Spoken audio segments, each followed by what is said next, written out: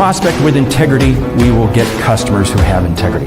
Integrity is the foundation from which everything is built on. You better understand value. But at the end of the day, sales is a relationship business. It is a people business. It is an emotional business.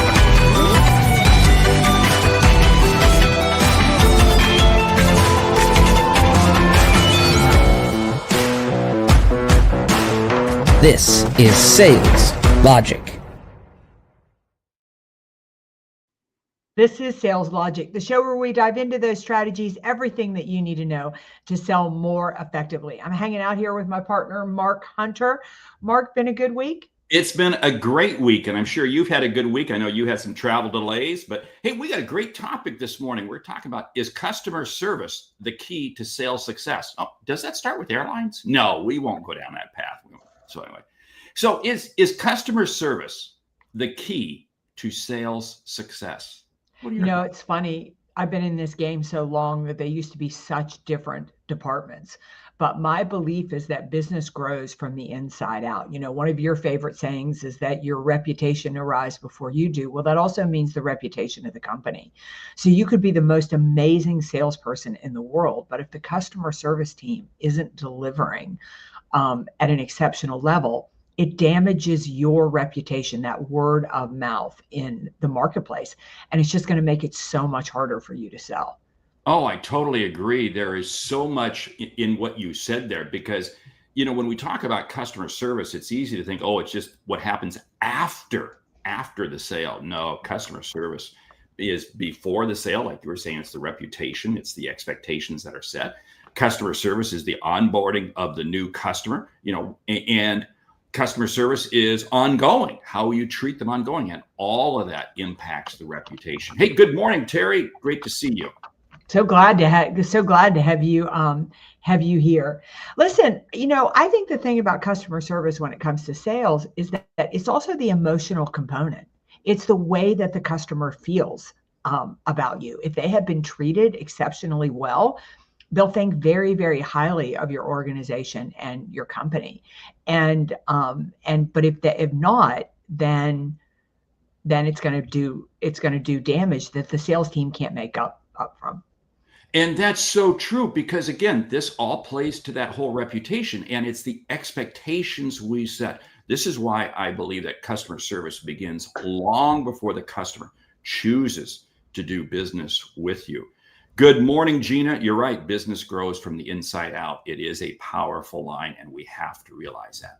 Yeah. So, let's dive. I love that Gina called that out because let's dive a little bit deeper into that. I think one of the most amazing things that we need to realize about today's marketplace is that as salespeople, we no longer control the buying cycle. We don't control it at all. We don't decide when people buy, why people buy, or whom they buy from. Now, we can influence it, but we can't decide it. And the reason we can't decide it is because we have so much choice. When I was coming up in the marketplace, if I wanted to buy a pair of jeans, I had 2, maybe 3 stores to choose from in my downtown. That was it.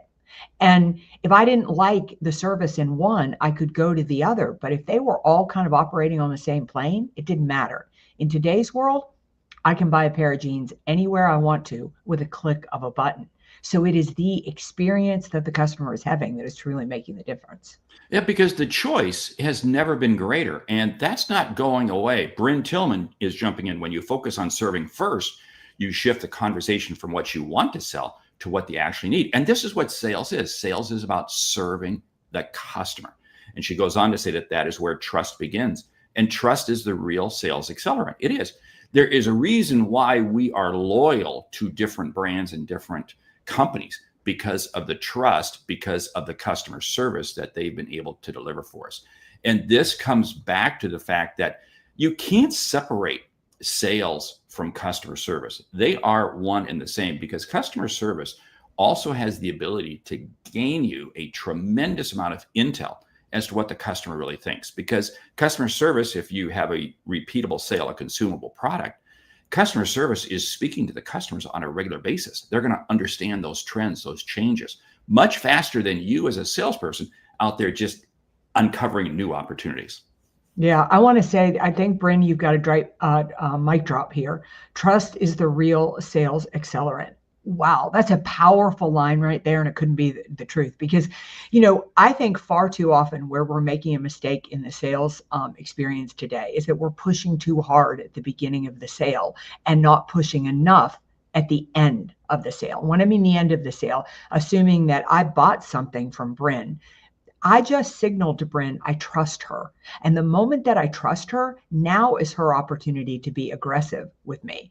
But I am never going to trust Bryn if her customer service department didn't deliver on all the things that Bryn told me that her customer service team was going to deliver on. I'm going to add to that, because trust doesn't just happen from customer service after the sale. It really begins at the beginning, because I will contend that in the absence of trust, low price is everything. You stop and think about this.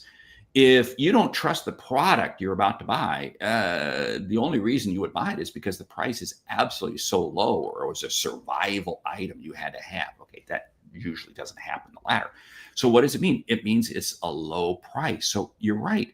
Trust is absolutely critical. And what's interesting is trust is easily broken. Trust can easily be broken because you could set the right expectations. But if customer service doesn't follow through, trust is broken.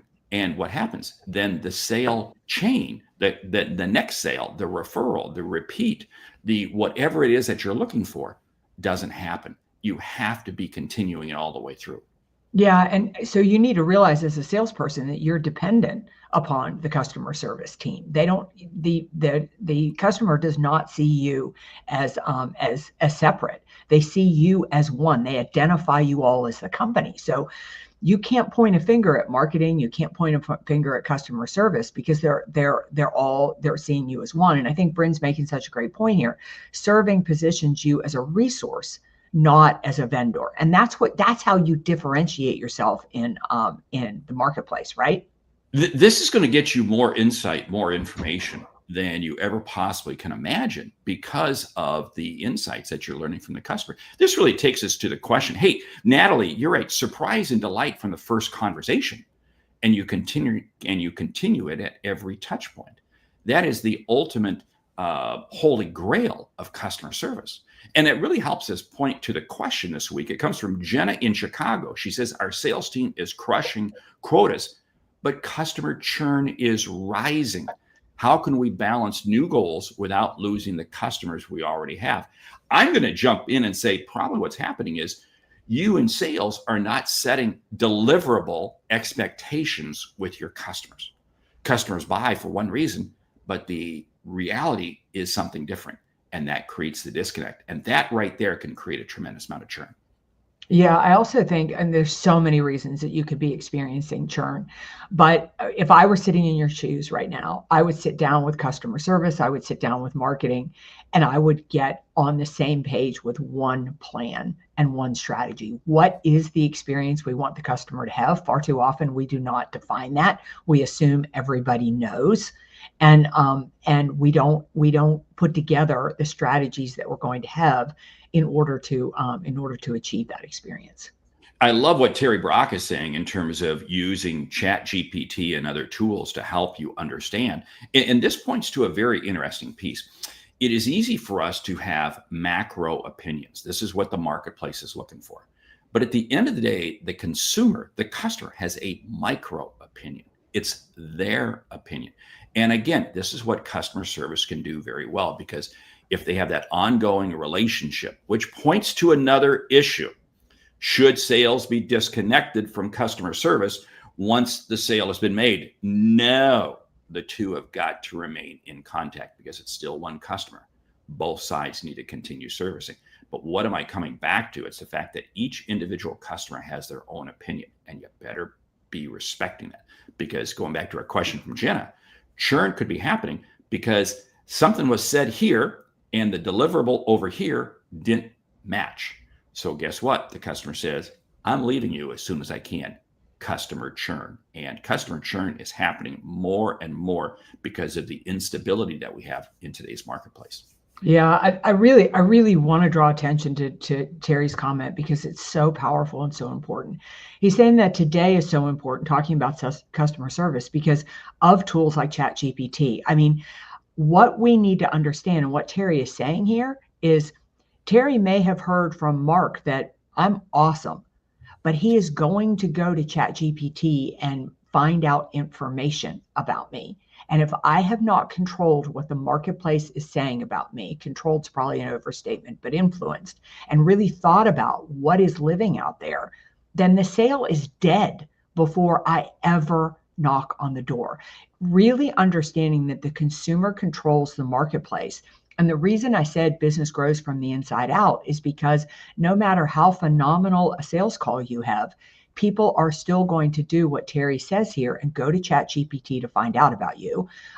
Or they're going to talk to other people at a cocktail party. They're going to watch YouTube videos. They're going to look, and if they can't find information about you or find bad information about you, then you've lost the sale. Such a powerful comment, Terry.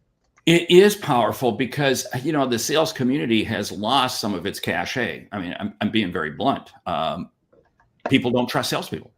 What they do trust is their friends, their peers. What is the marketplace saying about them? So they go to those reviews. They go to those other sites to find the information that they don't feel they can trust the salesperson with. And at the end of the day, the two had better match up, because if what you're saying as a salesperson and what the customer is seeing online, hearing online, does not match up, there's a disconnect. And again, no trust is going to be established.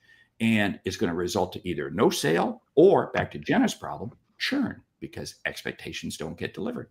Yeah, I think one of the biggest things is we don't think about the customer experience. We don't think about what we want the customer to feel and experience. And then we make the mistake of not experiencing it ourselves. A million years ago, I read an article about JetBlue. It was in Fast Company magazine. And once a year, the JetBlue executives, everybody who was in the C-suite, had to go out and be a customer of JetBlue and experience what JetBlue was providing to the customer. And every single year, they would find that decisions they made at the executive level hindered and sometimes completely ruined the customer experience. But you'll never get that in a conversation. You'll never, you can sit down and brainstorm all day long, but until you role play it and until you walk through the doors and experience what it's like to be your customer, you're never going to understand the friction that's in there. Oh, I go back to a lesson I learned when I was 16 years of age and I was managing a McDonald's restaurant. Yes, I made hamburgers. Of course, I've ate quite a few in my lifetime. And my boss told me, he said, Mark, when you come to work, you do not come through the back door. You come through the front door, because that's where our customers come. They come. That little comment that he made to me when I was 16 years of age has stuck with me ever since. We do have to experience our product, our services from the lens of the customer, because they have choices and they're making opinions. And go back to what you said earlier, Mayor, they're making opinions and they're sharing them with others. Whoa, we better be careful as to what that's about. Hey, I love Terry's jumping in with the new browser, the new chat browser, Atlas. I've been hearing about it this past week, and it's amazing. You're right. Atlas is a great browser because it's allowing you to do a tremendous amount of comparison. I haven't played with it yet, Terry. I'm sure you have. And it's amazing. This is how much smarter the internet is becoming to help customers making decisions. We better be on our game. Yeah, I haven't. I just making my Terry Brock notes, which I feel like I make every single week. You and Gina add so much value to this podcast, but I haven't gotten around and played in with Atlas. But I'm going to. I just made a note to do that this week, so that's a note to all our listeners today. But I think I want to go on that line too of understanding that the customer experience is never good enough. You should always be looking to improve the customer experience. Back when my husband had his dental practice, we would role play the patient experience once a month. The staff freaking hated it. Rob didn't like it that much either. But every single week, we would find ways to improve the patient experience, from the time the patient walked in the door all the way through the appointment, all the way through checkout. And we did it for years on a monthly basis. And there was always something that we could improve. The other is it became like a rhythm. Everybody knew exactly what to do when the patient walked through the door, and setting the mindset that a patient is, or a customer is, truly a gift. There's a lot of what you said there. First of all, that you were in a sales role running your husband's dental practice. All day long. I love that. But here's a couple pieces I want to back up to. Sales and customer service need to be on the same page when it comes time to improvements, upgrades, new products, et cetera, et cetera. Customer service, you need to be included in those same marketing and product meetings that sales is participating in. Customer service, you need to be tasked with gaining insights. What are you hearing from customers? And are you passing that along to sales and marketing? KPIs need to be aligned. Now, they don't need to be the same. I don't want the same KPIs, but they need to be aligned between customer service, marketing, and sales. And you notice I'm putting marketing in here because marketing messaging needs to be driven based off of what customer service is hearing. What are they hearing from customers? And when you put these three groups together, now I'm going to be able to get a level of intel and be able to stay proactive with customers. Because the final thing I'll say about customer service is they're tasked with really three things. One, continuing the relationship with that customer. Two, gaining additional sales from that customer and getting into additional doors in that company or whatever. And three, helping to gain referrals. And customer service needs to be part of the action on all of those three. It's not their duty to just fulfill orders, because if all they're doing is fulfilling orders, it becomes just a rote activity and it's going to go downhill pretty quickly. Yeah, I think going on that line as well, it's really starting to think about the fact that customer service, if you're a salesperson, you should be training them to find opportunity. One of the biggest things that people do with customer service is they complain. And they're not necessarily angry about anything, but they're just saying, gosh, I need this, I need that, I need this, I need that. It reminds me of the teller line back when I used to be in banking.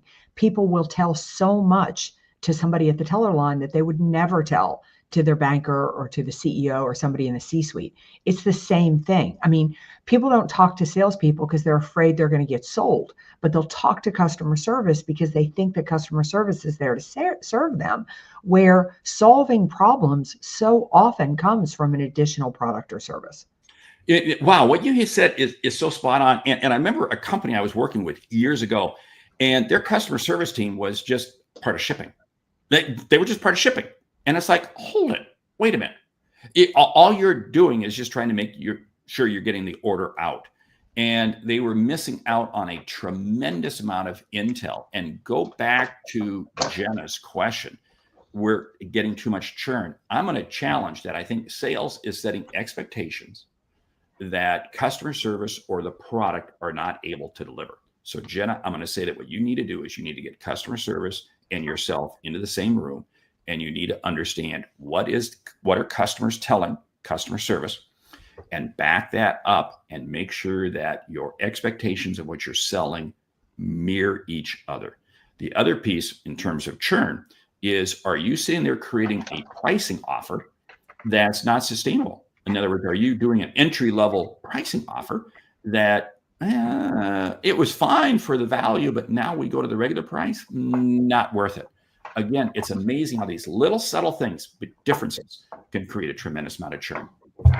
Yeah, and I think the other thing too is that it's that really understanding, is your customer experience different at all from your competitors? And if it isn't, what are you doing to take it up a notch? And then as a sales professional, you need to sell the customer experience, whether people ask for that customer experience or not. I'll give you a really quick example. Years ago, I was working for a CEO that made software for small manufacturers, and he was getting crushed in the market. All of his competition was third world, and his salespeople wanted him to lower the price again. He couldn't lower the price because he was at margin. If he lowered the price, he'd go out of business. And what we did was we talked to his existing customers about why they chose him over the competition when they could get it cheaper somewhere else. And it, bar none, came down to service. It came down to the fact that he'd been in business 20 years. They were tired of dealing with these companies that sold constantly. They could get somebody on the phone. They didn't have a phone tree. They loved the fact that everybody who was in customer service, English was their first language. That was important to them. And we just started using the customer service experience and baking it into the sales conversation so that prospects understood that service was something to think about before they made a decision. And that is the absolute number one reason why people buy. They do not buy a product. They buy a solution. They're buying a solution. And the solution is wrapped up in the service that you provide. That's where the focus has to be kept. If you're just on the product, and this is where so many companies fall down, then they're completely disconnected with the customer. Hey, time is racing along. Yeah. We got a great book. Absolutely fantastic. I read it here a few weeks ago. I highly recommend it. The book is Perspective. It's written by a person who I know, Meridith Elliott Powell. Yes, you gotta read the book. And it's part of your continuing series. Tell the audience a little bit about the book. Yeah, so Perspective is my third book in the trilogy, Thrive. And Thrive was written about what it takes to really thrive in an uncertain marketplace. The next one was Mentally Fit. How do you build yourself to be mentally fit for a marketplace that is moving as rapidly as ours? And then the last book in the series is called Perspective, which really we should do a whole show on perspective, because how you decide to view the world will impact where your brain goes, the belief that you have, which will impact the action, which will impact the result. So I lay all that out in perspective, give you the tools and the resources you need to really shift your perspective and consistently turn uncertainty to competitive advantage. It is. It's a great read, and it's going to change your thinking, because again, when we change our thinking, it's amazing how we see the marketplace differently. Okay, lightning round. Are you ready? I am. Top ways to increase customer retention. Number one is build a strategy with your customer service department. 2, make sure the sales expectations match up with what customer service can deliver. I would say define the customer experience that you want to have and grade yourself on how you're delivering that.